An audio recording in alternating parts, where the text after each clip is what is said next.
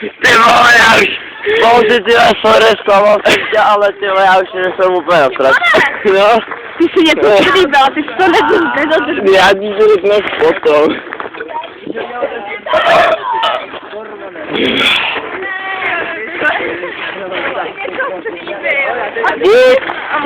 No dobře, a nenatáčí.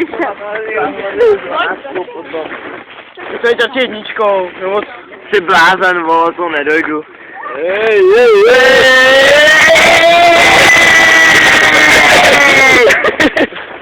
Ano, a Petr. No ty vole. A Ráďa. A Veronika. Ne. A Luzka. Ahoj. A ještě vole taková chvilko, vole, a to je v prdeli. Jo. Tady. Dáme foto, ne všichni. Uděláme jedno velký foto, co vy na to? Já vypadám blbě. Vypadáš